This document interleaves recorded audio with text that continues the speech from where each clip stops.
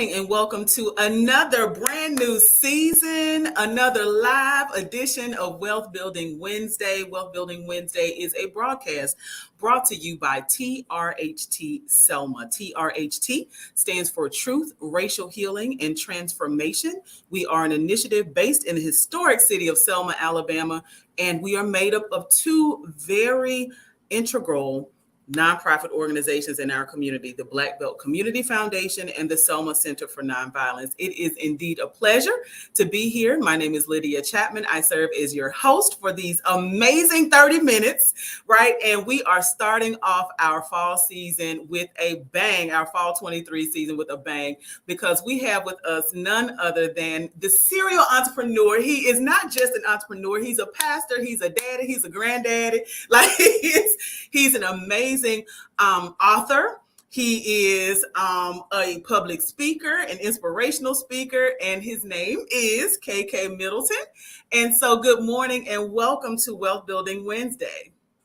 Good morning, grace and peace. Thank you so much, Coach Lydia, for having me on your platform. Hello to all of your listening audience.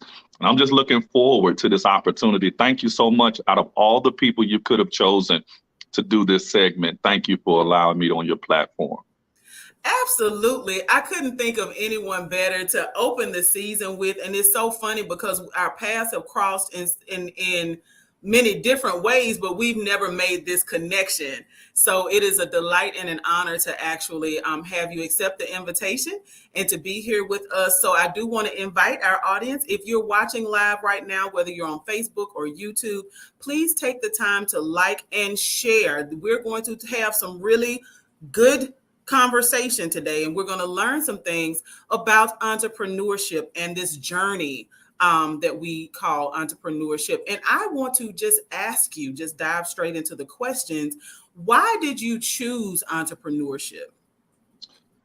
Oh, good question. I'll say growing up in poverty, I felt that I had to take control of my survival. So I will say my circumstances forced me into that lane because I wasn't in a position where I could depend on anyone else.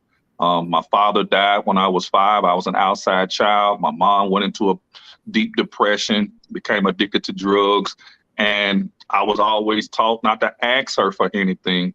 And so even as a child, I learned how to take people's clothes to the laundromat, wash them, dry them, fold them, and deliver them back to them. And I used to make my food stamps in order to have my pizza and ice cream on the weekends. And I started babysitting as a young boy I was just a child myself.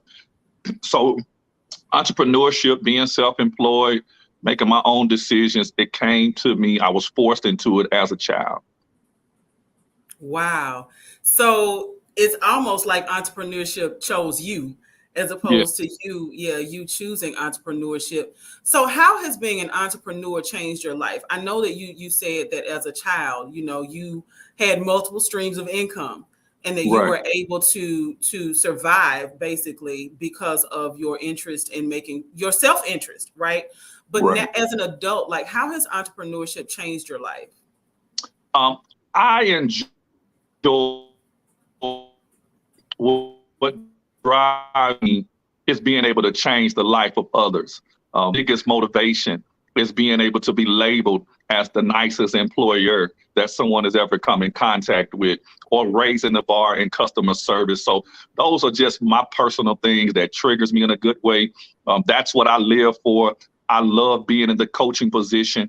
I love changing the rules. I love disrupting the norm. And so that's what drives me. It's not about the money. I have multiple degrees. I just turned down a job last Thursday. I could have made $70,000 and clocking out by 3:30 in the afternoon. So entrepreneurship for me is not about the financial profit. It's about the impact that I can make immediately without going through a board, without having to get the buy-in of a committee. It's being the head coach, and that's what drives me.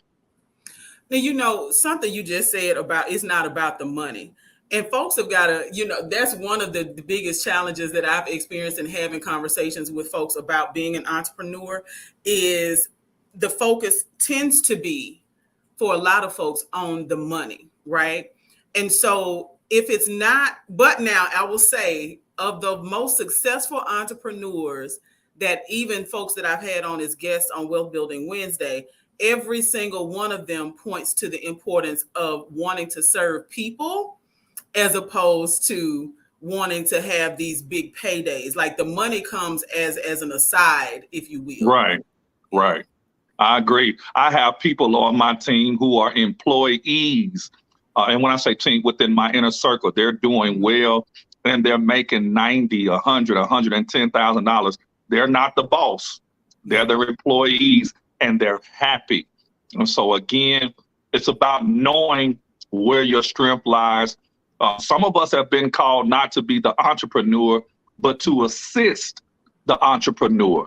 And so it's about searching out your true divine purpose, because if you're doing it for fame and for likes, you're going to fall. You're going to crumble.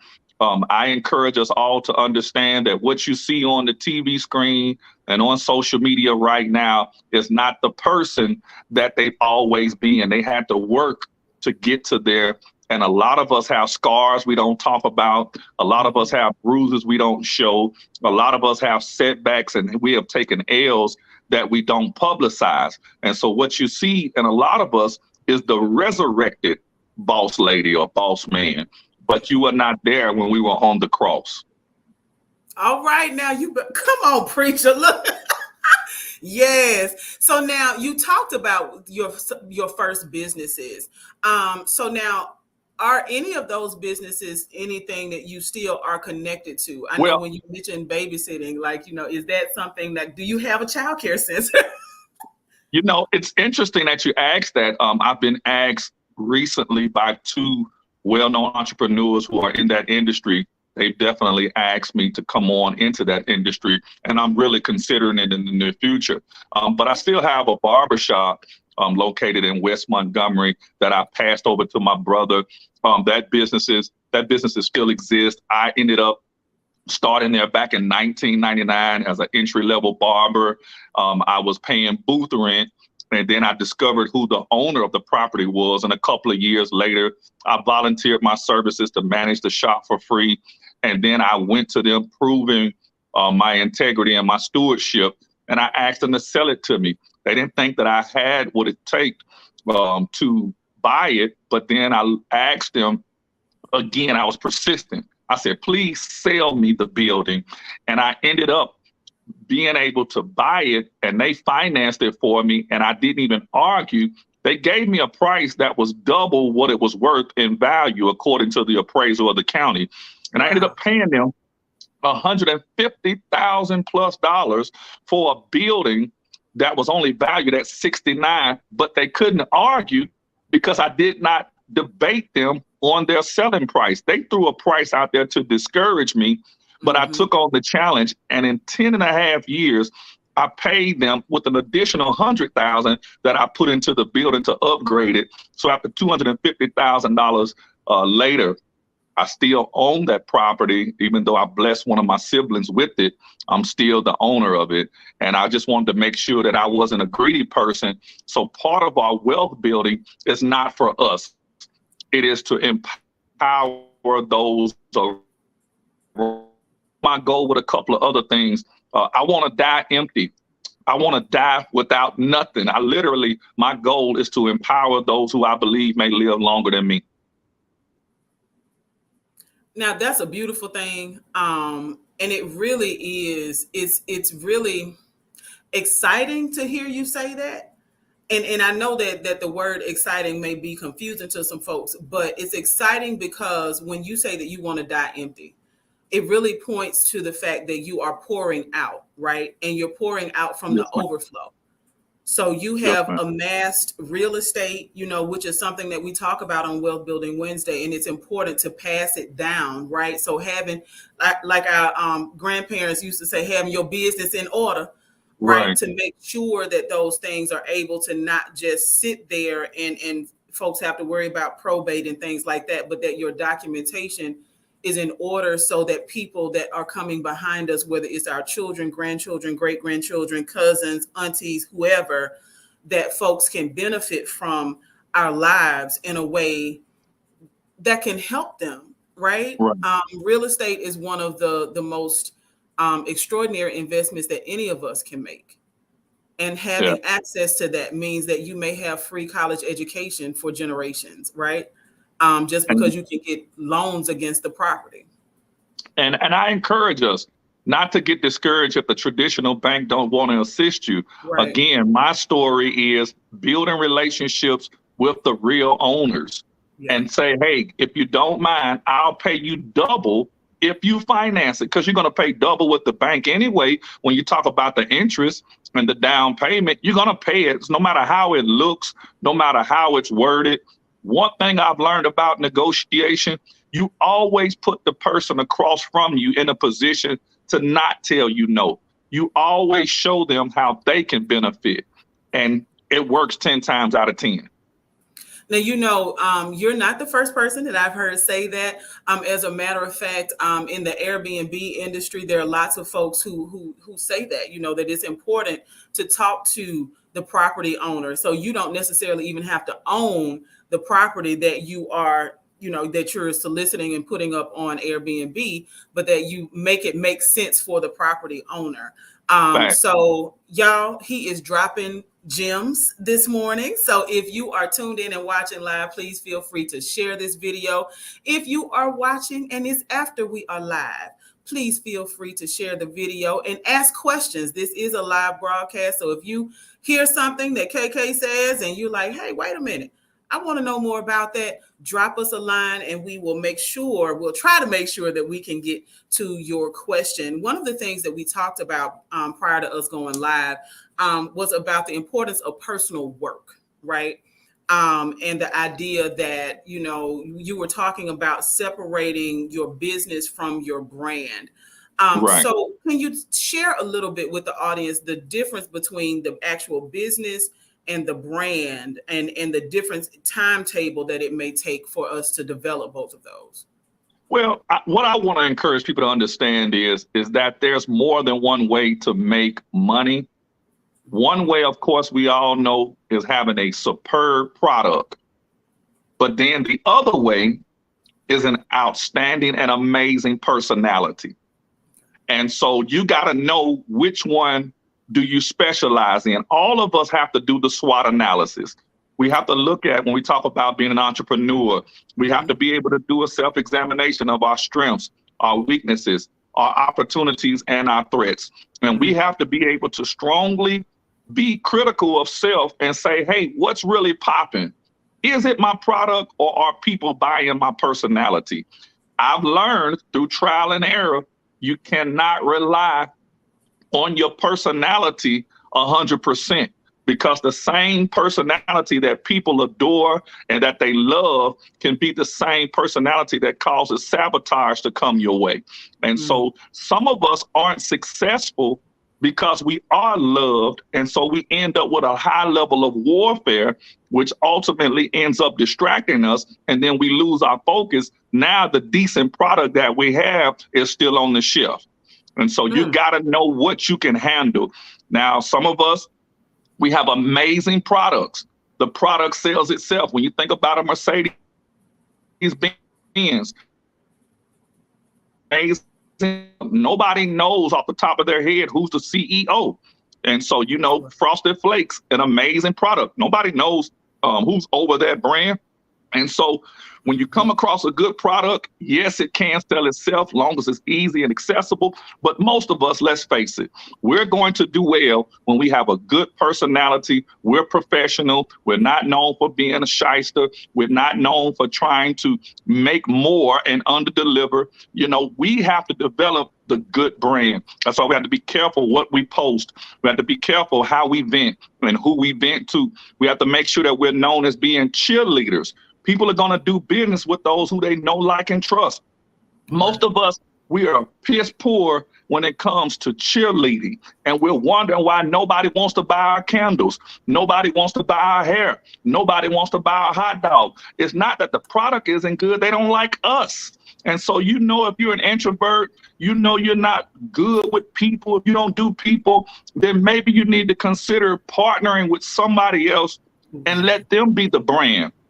ambassador. Allow them to be the face, and just don't get envious when they blow up with the attention and the notoriety. Just continue to collect your percentage behind the scenes. Now, you just said something then. Listen, that is literally the strategy that some of the very brands that we see on television use today. Nobody's jealous of the CEO of Gucci, the CEO of Nike, Louis Vuitton. Yes, Nike. They're not worried about whether you they know don't look who they for are or attention. not. Right. They put brand ambassadors out there, and they Yes. let them make the bulk of the profit. All you got to do is have multiple streams and collect 10% off of each business. Now you're back at your 100%. You don't have to be greedy. It's a real simple equation. Now that's some math that's really math. And listen, and I hope the folks are listening. People do business. You just said that people do business with who they know, who they like, and who they trust. So we have to be mindful of how we're showing up as our individual selves, like on social Right. media, right? And when Right. you just said that thing about not retaliating against people when they say things or when they do things that we don't like. That is one of the very founding principles of, and I did share in the beginning that TRHT Selma is a partnership between the Black Belt Community Foundation and the Selma Center for Nonviolence. One of the things that we do that is the most violent thing is that we engage in conversations on social media and do the back and forth as opposed to addressing the person face to face, right? And handling it in a professional way. When we take it to social media, it can turn into a totally different situation. And then everyone who's watching or reading can't necessarily differentiate between whether this is something they need to address or chime in on. And you don't really know what the long-term impact can be, whether it's on your business or community. So listen, who they know, who they like, who they trust. That's who people do business with. Yeah, it's about, listen, economic growth will only come after you have emotional discipline. You got to have emotional discipline. I'm not saying you're not human, but we have to learn how to cry in private and cheerlead in public. You know, I'm telling you, a lot of this is just about your personal brand. Being known as the life of the party, not the death of the party. All right. A lot of us, we kill ourselves before we even get started. And we don't realize people hold grudges and they have memories and they don't forgive. And so a lot of us, we have to disappear for a while and rebrand, reinvent ourselves, and come back aggressive with positivity. Mm-hmm. And you know, that's for sure. And again, we see that with even some brand ambassadors and people who are a part of major corporations, that they disappeared for a while and then they reemerge with a level of positivity that's undeniable. One of the things that I've started doing, and I want to ask you about the books that you read, because I know that experience teaches us. And a part of how we can accumulate experience is not necessarily us having to go through it, but by relying on the experience of other people as they write it down. So one of the books that I'm rereading for the third time is The 7 Habits of Highly Effective People. If you're an entrepreneur, I want to encourage folks out there who are watching live, get the book. Put sticky notes in it, take notes, grab your pen, your notebook. There is a workbook that accompanies the book. But what are the books that you're reading or that you've read that stand out to you of the nuggets that you're dropping for us today and things that you've just carried with you over the years? Now, because of who I am an extremist daily for years, nonstop on what we call the Book of Proverbs. Okay. I do this daily. There's 31 chapters in the Book of Proverbs, which is in the Bible for those who are believers, whether you are a Jew, Muslim, or Christian. And so each day of the month, I read that chapter for today. I read from the Message Bible translation. And another secret weapon of mine is the 48 Laws of Power. Okay. I am an extremist on consuming that because I realize the world is filled with ego. And there are so many booby traps. And so I have to stay keen and alert on making sure that I'm not the elephant in the china shop. And so definitely I encourage all of us to read the 48 Laws of Power and stay up on your daily proverbs.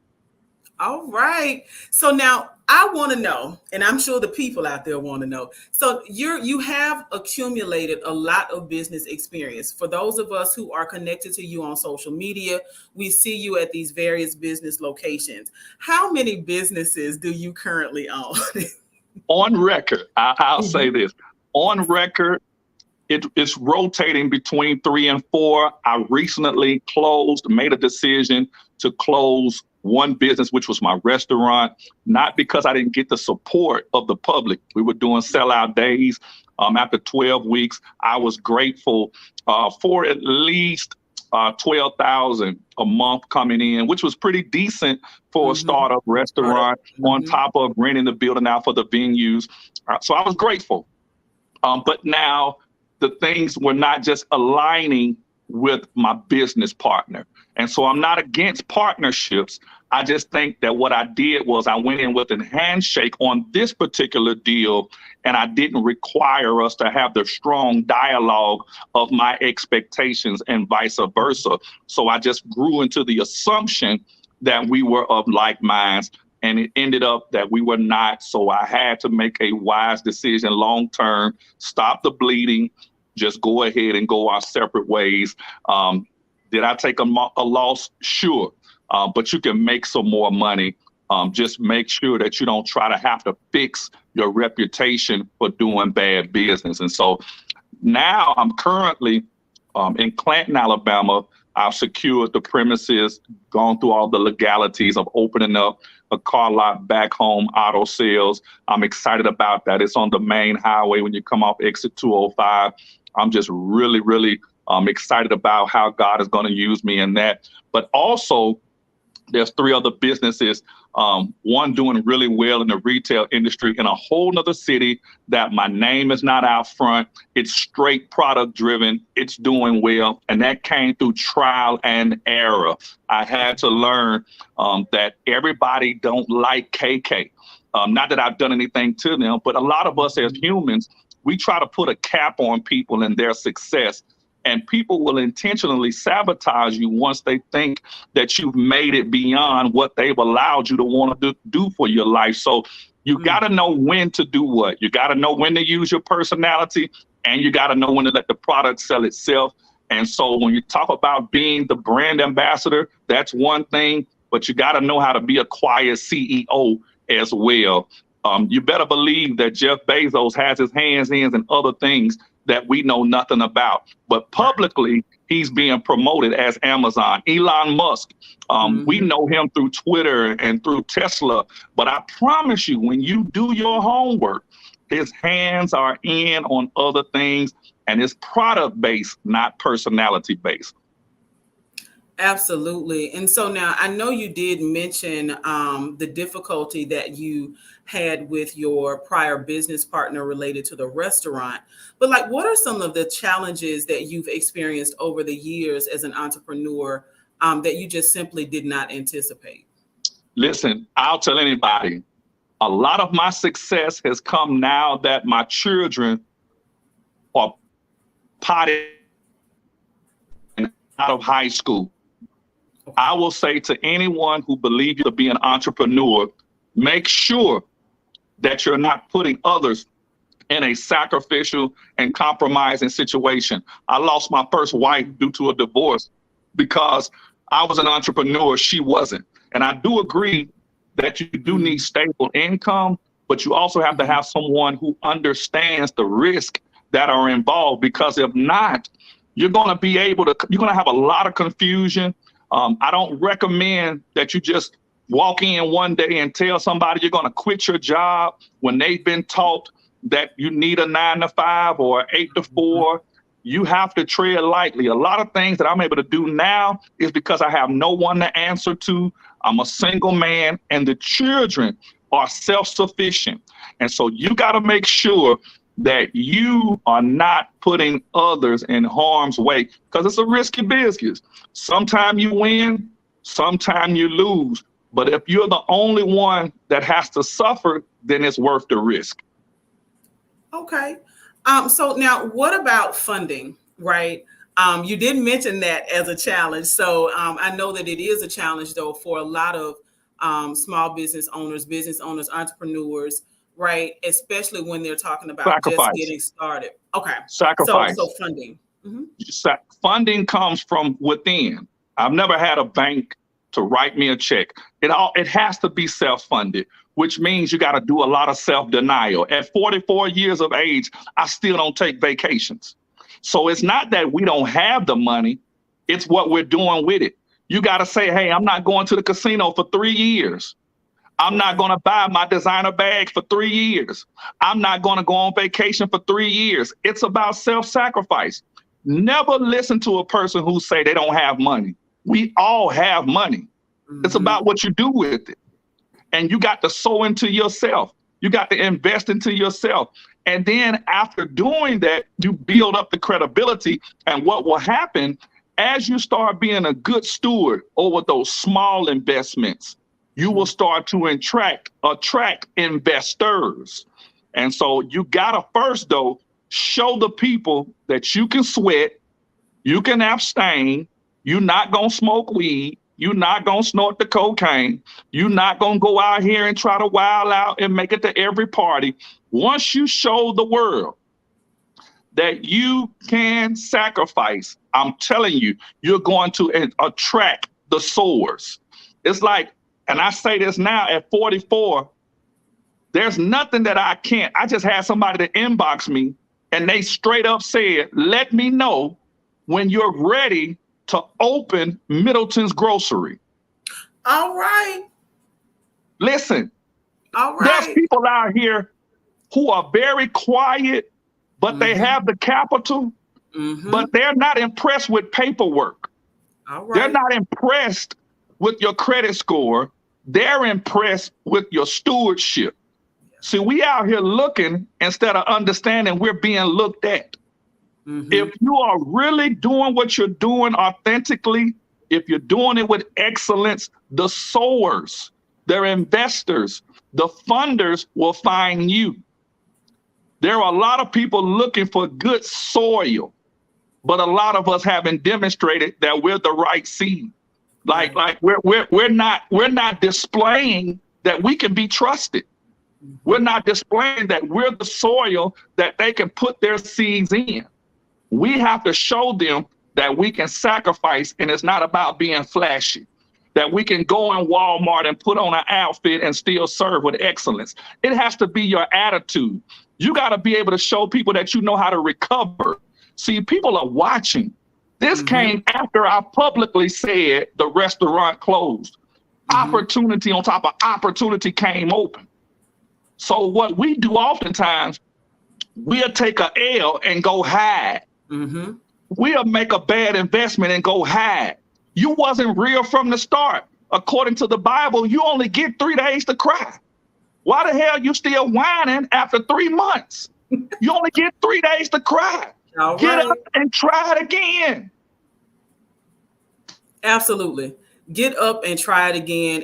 And one of our viewers says, sow into yourself. Sis, I took the same thing away from what he said. Sow into yourself. It's so important for us to pour into ourselves in order to be able to pour into others from the I don't understand overflow. when you talk about sowing.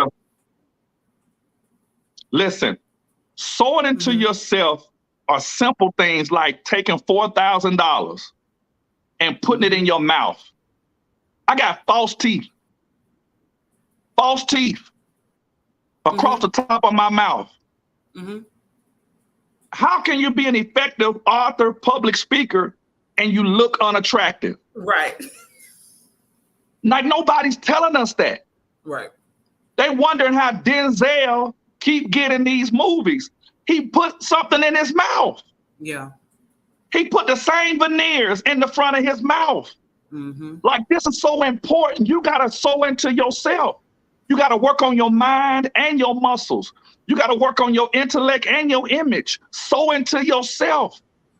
I promise you, you're going to attract more when you do more for self.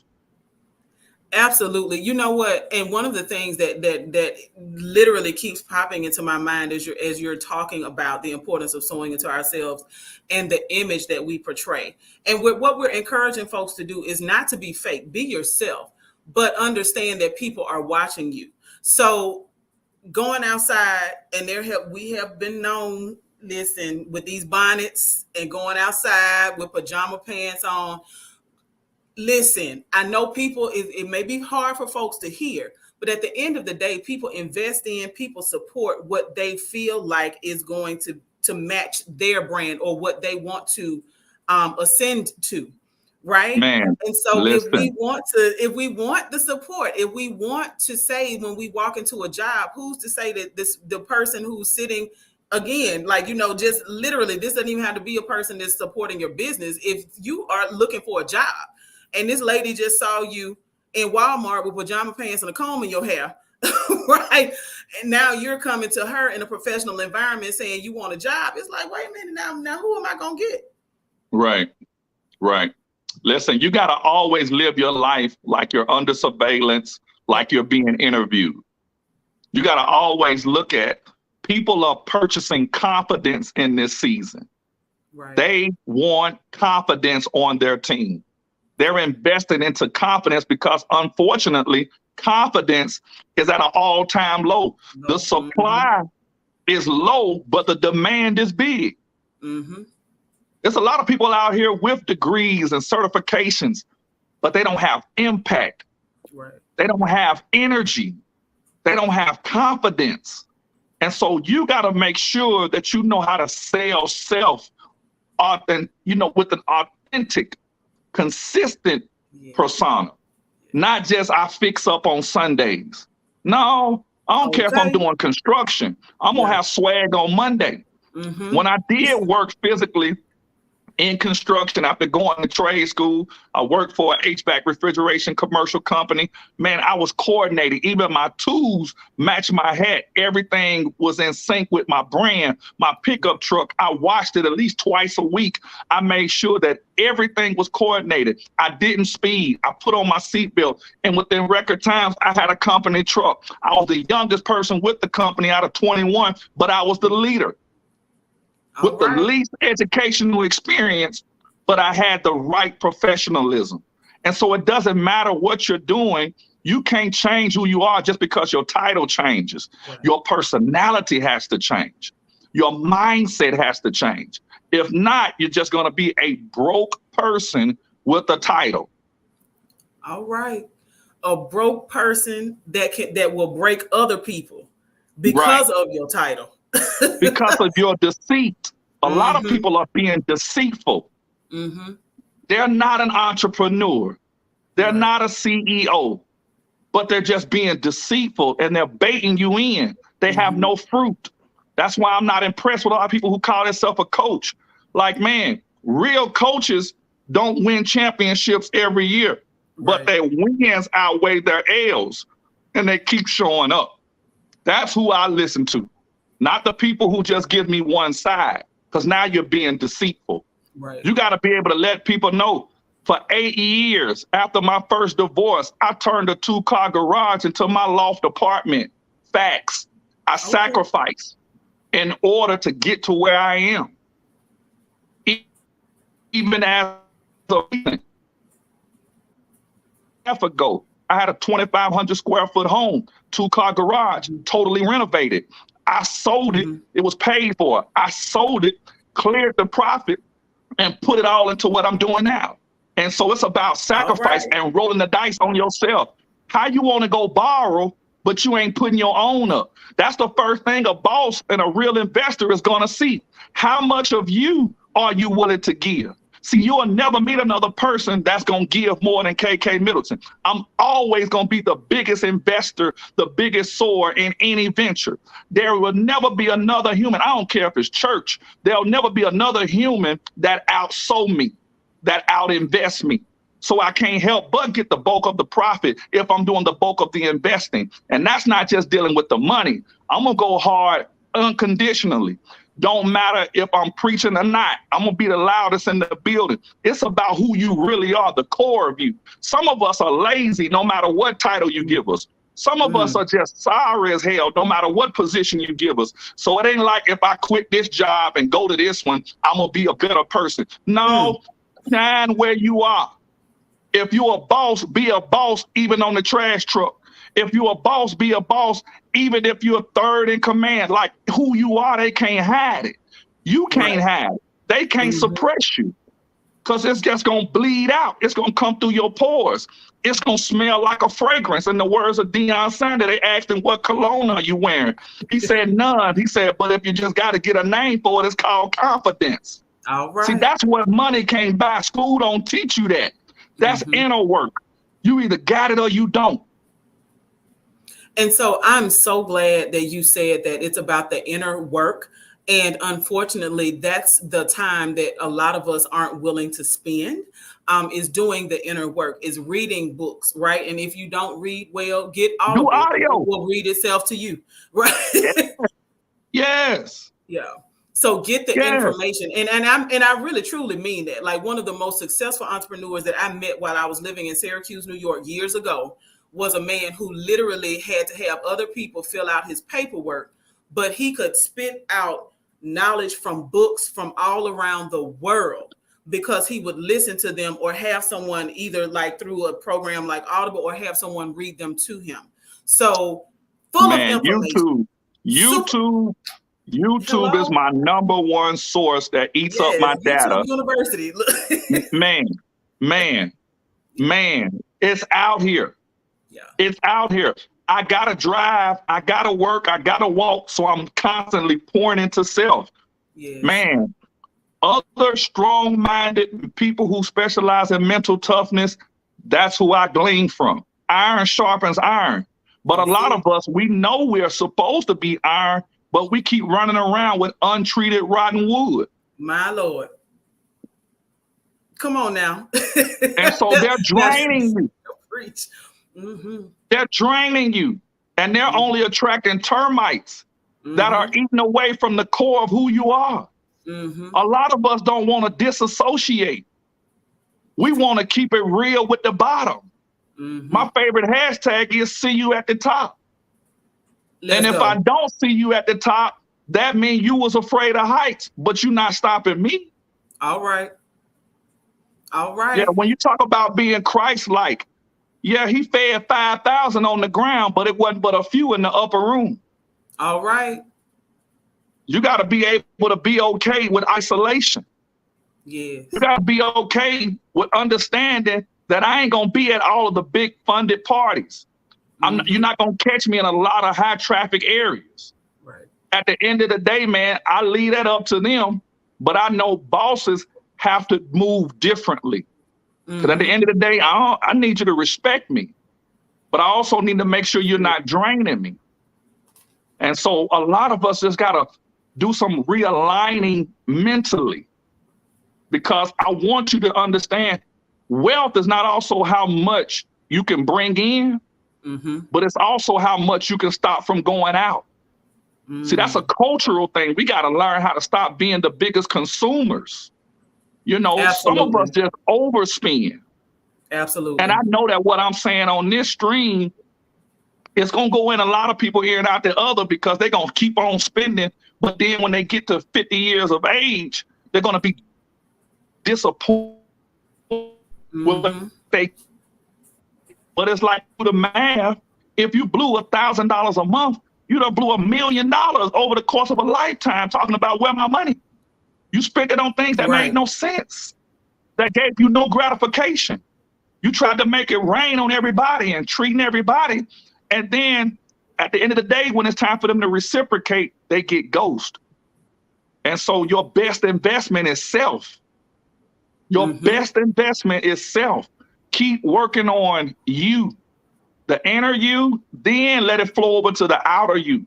Because, man, listen, you're going to be disappointed trying to just constantly pour and pour and pour. Jesus says, didn't I heal 10 of y'all? But only one of you fools came back to say thank you. Right. So you got to make sure that as you're eating, one of my mistakes that I made on a business venture is I made sure all my staff ate and I didn't even write me a check. And so that went on for about 11 months. So moving forward, I always understand when I'm fixing plates, fix myself one.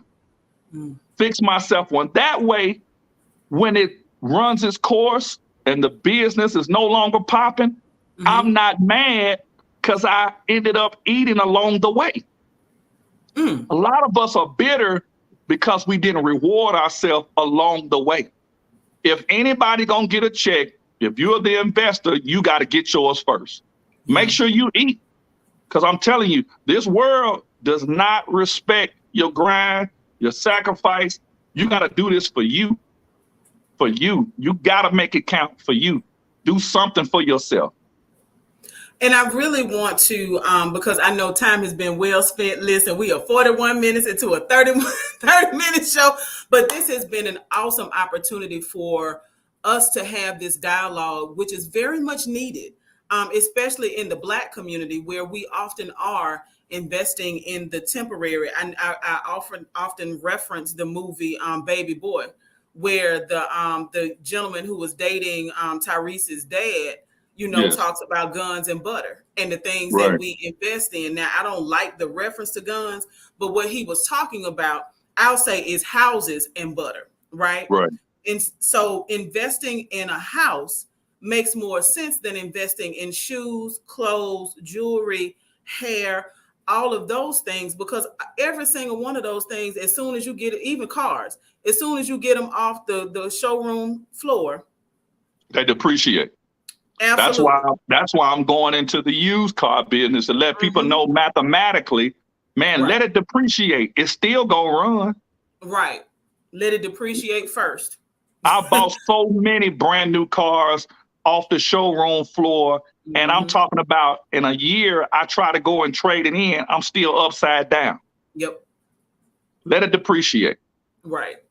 And real estate being those one of those things that appreciates, right? It's very rare that you hear about real estate and people buying house these days being upside down. And let people know that it's okay to rent out a bedroom. You got to start looking at how to maximize your earnings. Put a padlock on it, put a deadbolt on it. Hey, man, put a mini fridge in it and rent it out. Like you got 3 bedrooms, break it up. A lot of people don't want to be responsible for a whole home. And so there's always going to be people who just want to live convenient. And so we're not going to penalize those who don't want to own a home. We're just going to accommodate them and make you some profit in the process.